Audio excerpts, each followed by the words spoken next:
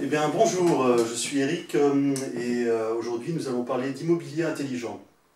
Alors j'ai un invité aujourd'hui, on est à Paris et je suis avec Raphaël du blog Club Millionnaire. Salut Eric, merci, salut à tous, merci de m'inviter. Merci beaucoup, je suis très heureux de t'avoir Merci à toi. avec moi et donc eh bien, je sais que tu as déjà investi dans l'immobilier et je voulais savoir qu'est-ce qui t'a poussé à te lancer dans cette aventure.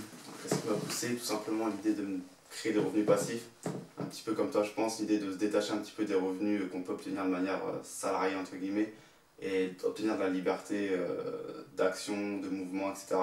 Même s'il y a encore un petit peu des choses à faire quand on investit dans l'immobilier, on n'est pas totalement libre, mais on se détache quand même déjà d'un certain enchaînement au monde du travail. Donc voilà. Ok. Et ça a commencé quand? Alors j'ai commencé, là j'ai actuellement 22 ans, j'ai commencé à m'intéresser à tout ça vers l'âge de 20 ans. Ouais. Et j'ai investi à l'âge de 21 ans. Donc en fait, pour montrer qu'il n'y a pas vraiment d'âge pour commencer, Non. on se pose souvent la question, il faut déjà travailler. Ouais. Moi je connais une personne qui a 19 ans, qui a aussi commencé à Investir dans l'immobilier ouais. à 19 ans. Ouais, et j'en découvre une autre qui a 23 ans aussi. Enfin, il y a de plus en plus de... Enfin, je rencontre de plus en plus de jeunes gens qui investissent. C'est vrai. Ouais. C'est vrai que ça c'est une idée, on se dit que c'est pas possible d'investir quand on est jeune, mais enfin, quand on veut on peut finalement. L'adage est connu, mais il est vrai aussi quoi. Il y a toujours des petites solutions pour permettre de se lancer, même si c'est à moindre échelle. C'est possible je pense. Tout à fait. Et en fait, est-ce que tu as eu des craintes avant de te lancer? Est-ce que tu t'es posé des questions? J'imagine quand même peut-être... Ouais, c'est sûr, c'est comme toutes les premières fois, on se demande toujours, on a toujours des petites questions, comment ça va se passer, et si je me plante, et si mon premier investissement c'est un échec de A à Z, quelle image les gens vont avoir de moi, quel impact ça va avoir sur mon futur, etc. Mais finalement, comme on dit, il y a une citation que j'aime beaucoup qui dit le doute efface l'action et l'action efface le doute. Donc faut y aller je pense, et finalement si on est bien préparé, il n'y a que des bonnes surprises qui nous attendent. Ok. Et est-ce que pour le coup, pour te lancer, est-ce que tu t'es fait aider? Est-ce qu'il y a des personnes qui t'ont conseillé? Tu avais dans ton entourage des personnes qui ont pu te guider un peu?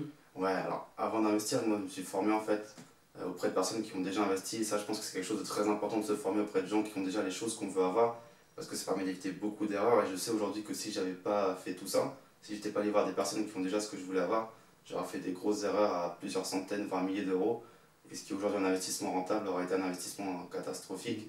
Et donc oui, j'ai eu un réseau qui s'est créé en faisant des formations, et ce réseau m'a directement aidé pour de la négociation immobilière, pour de l'ameublement, pour la location, enfin tout quoi, donc c'est super important je pense. Ouais. Je pense que c'est important de s'entourer de personnes qui ont déjà fait de l'investissement immobilier, mais surtout de l'investissement, je veux dire, qui est vraiment intelligent, c'est-à-dire qui a tout de suite un bon rendement et qui est sécurisé et qui est efficace. Parce que c'est vrai qu'on peut faire de l'investissement très facilement en achetant du neuf, Ouais. on ne se pose pas de questions, mais bon, c'est pas du tout le même esprit. Et, donc si on rencontre des personnes qui ont déjà fait ça, c'est vraiment une aide appréciable. C'est primordial, je pense, je sais pas ce que tu en penses, mais je pense que c'est primordial d'être entouré aujourd'hui, sinon, comme tu dis, on peut aller voir un promoteur, acheter un truc neuf, cash ou avec un crédit, mais on va pas gagner d'argent, alors que le but, je pense que c'est d'apporter de la valeur et gagner de l'argent entre nous, je pense qu'on a les mêmes valeurs, et voilà.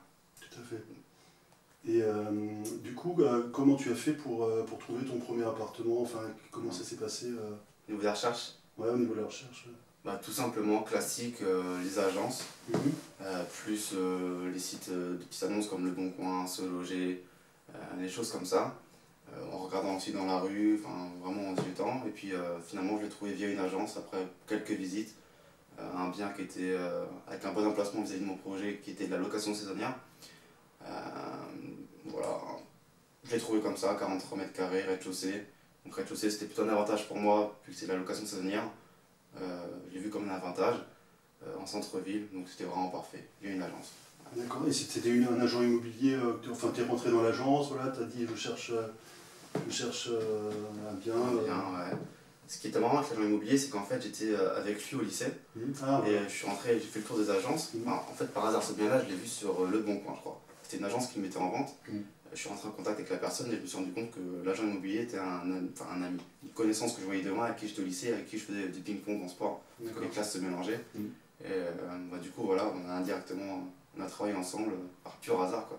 D'accord, donc c'était aussi un agent immobilier qui débutait un peu dans le métier ou... Je pense, étant donné qu'il était assez jeune, il avait peut-être 2 ans de recul, mais il n'avait pas une expérience de fou, quoi. Mais j'ai remarqué souvent, par l'intermédiaire de jeunes agents immobiliers, on arrive à faire de bonnes affaires. Parce qu'ils n'ont pas encore, en fait, ils n'ont pas encore leur portefeuille de clients potentiels. Ah ouais. Et donc, quand ils ont des nouvelles affaires qui arrivent, ils ont quelques personnes, ou une, deux, trois personnes à qui proposer. Et donc, on n'est pas en concurrence avec des dizaines, des centaines. Investisseurs, ouais. Voilà. Et je connais une autre personne qui a investi à Marseille, exactement le même profil. Ah ouais. Ouais, c'était aussi un ami agent immobilier qui débutait dans le métier. Et tac, ça a été tout de suite vraiment une bonne affaire. Ouais, tu veux dire dans le sens où l'agent immobilier n'a pas le temps de proposer à son catalogue d'investisseurs sérieux l'affaire avant que ça soit public. Exactement. Ok, ouais, je vois. Et d'ailleurs, moi, mon premier investissement, c'était exactement le même profil, mais Ouais. c'était il y a quelques années. Mais c'est pareil, c'était un jeune agent immobilier. Bon, il m'a fait visiter un bien, ça ne me correspondait pas. Je lui ai dit, voilà, si vous rentrez quelque chose qui est dans mes critères, vous m'appelez. Et en fait, voilà, j'étais quasiment le seul dans sa liste, je pense. Il m'a appelé, j'ai visité, ok, c'est bon, tac, c'est parti. Comme ça. Ouais, donc ça c'est cool. J'avais pas pensé à ça, aux jeunes agents immobiliers. Comme quoi c'est un avantage. C'est vrai. Ouais. Ok, alors je voulais te demander aussi par rapport au financement de ton projet, comment tu as financé ton projet à ton âge J'imagine que tu es encore étudiant. Ouais, je suis encore étudiant, donc c'est un petit peu la grande question que tout le monde se pose. Donc là j'ai un petit peu été malin puisque j'ai fait l'investissement via un prêt étudiant. Et voilà, vu que je suis étudiant en médecine, j'ai le droit à un prêt étudiant qui est relativement conséquent, enfin un des plus gros parmi les prêts étudiants, vu que c'est des études longues et assez coûteuses. Donc j'ai débloqué comme ça une certaine somme qui m'a permis d'investir dans ce premier bien immobilier. Et vu que j'ai investi en province, c'est pas les prix parisiens où on est aujourd'hui, où c'est peut-être ici 10 000 € du mètre carré, tu vois. Et du coup c'était plutôt du 1 500 € du mètre carré où j'ai acheté. Vu que j'ai acheté un bien en travaux, j'ai acheté à 1 000 € du mètre carré. Donc ce qui permet déjà d'acheter une surface assez sympa à un coût beaucoup plus faible. Donc voilà comment je l'ai financé. Et donc tu as pu le financer intégralement grâce au prêt étudiant? Non, j'ai dû quand même mettre un apport. Pour faire simple, opération, elle englobe 65 000 €, dont 50 000 via le prêt étudiant et 15 000 en apport. D'accord. Donc ça c'est un truc, voilà, je ne peux pas influer sur ces variables-là, c'est comme ça, il faut accepter. Il y a 15 000 € d'apport, c'est déjà très bien. Non, franchement, c'est déjà très bien. Déjà, le simple fait d'avoir l'effet de levier du crédit. Du crédit, ouais, c'est clair. Et là, ce qui est magique avec ce crédit-là, c'est que j'ai 5 ans de différé en fait. Donc pour l'instant, j'encaisse du cash tous les mois sans avoir de crédit à rembourser.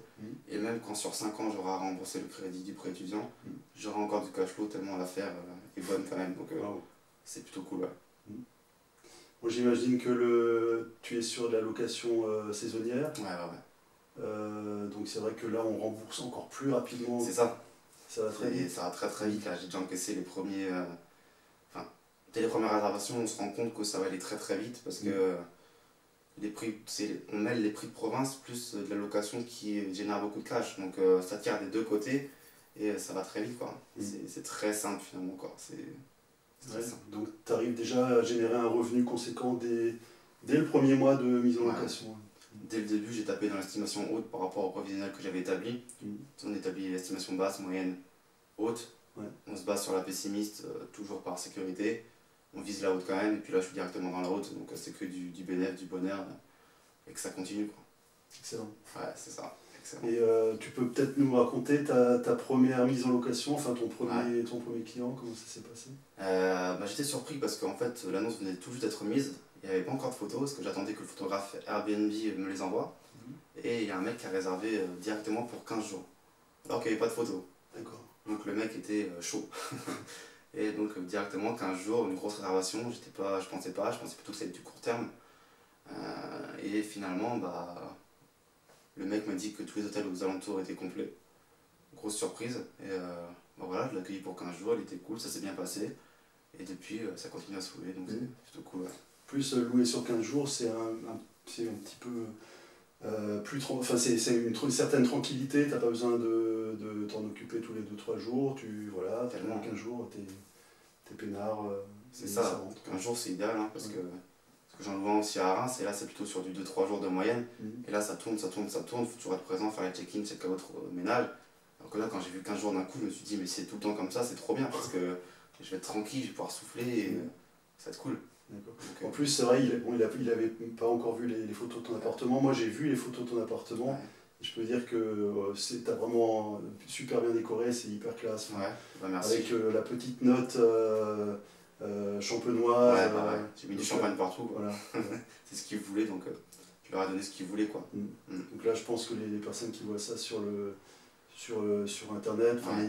les images, le déclic, il est rapide. Hein. Ouais, et puis j'ai vraiment pas beaucoup de concurrence, donc c'est pas trop dur. Et puis pour l'instant, les clients sont très satisfaits, donc une affaire qui tourne. Et tu arrives à avoir combien de jours par mois qui sont réservés? Oui. Alors sur cet appart-là, à Épernay, j'ai pas beaucoup de recul pour l'instant, parce que là, on est en octobre, il a commencé à être loué en septembre. Sur Reims, je vais être à du entre 21 et 23 nuits en moyenne lycée sur l'année. Là, sur Épernay, ça va être compliqué, parce que j'ai à peine un mois et demi de recul, je peux pas faire une moyenne lycée. Mais comme je te disais, je suis sur l'estimation haute, donc ça représente... je vais pas te dire de bêtises, mais... en tout cas, je suis sur l'estimation haute. Et, en tout cas, tu es en plus d'une vingtaine de jours. Ouais, quand même. Ah, ouais. Donc les rentrées d'argent sont assurées. Ouais, largement. Ouais. Et du cash flow largement, ouais. D'accord. Pour les travaux, tu as fait appel à des entrepreneurs ou tu as... Ouais, alors les travaux, ouais, j'ai fait appel à des entrepreneurs dans chaque corps de métier, donc électricien, plomberie, isolation, etc.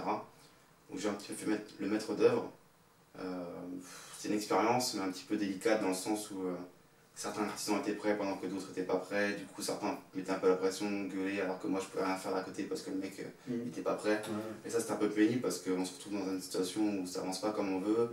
On doit gérer tout le monde et moi, c'est pas ce que j'ai appris à faire. Du coup, c'est pas que c'est dur, mais c'est pas ce qui m'a le plus éclaté. C'était un peu chiant.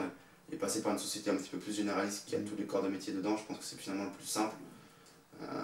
Je pense que si à partir d'un certain niveau de travaux, c'est ce qu'il faut faire. Ouais. Pourquoi? Parce que ça va te libérer du temps. Clairement. Et ce temps, tu pourras l'utiliser pour développer d'autres business ou tu pourras chercher de nouveaux appartements.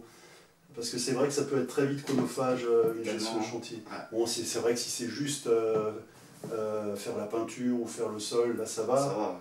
Et si c'est un peu plus, je conseille de prendre un maître d'œuvre. Ouais. Moi, c'est une expérience, hein, je ne regrette pas, mais je pense que par la prochaine, je ne m'en mettrai pas à prendre chaque corps de métier séparément et à tout gérer, quoi. D'accord. Ok, et je voulais savoir, au final, qu'est-ce que tu en retires de ton expérience immobilière? Est-ce que tu es satisfait de t'être lancé? Bah, très clairement, hein, puisque ça se révèle être une bonne affaire, un bon investissement de A à Z, même s'il y a des petits couacs, comme ça, des petits retards, des petites embrouilles. Au final, tout se termine très bien, le prévisionnel est validé sur le terrain, j'ai qu'une envie, c'est de recommencer, et je cherche déjà le prochain bien, donc j'ai vraiment hâte. Ça me manque de faire des travaux, de rénover un bien.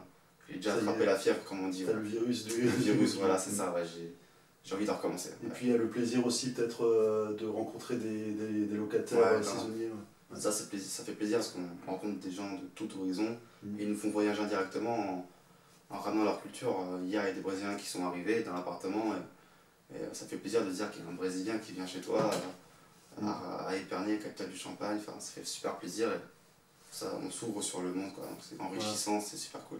Voilà, et donc en fait, c'est ça l'immobilier intelligent.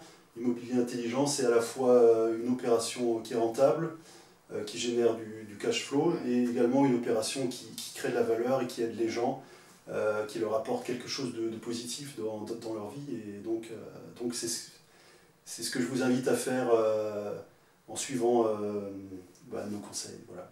Ouais, c'est clair. Apporter de la valeur. Apporter de la valeur. Ouais.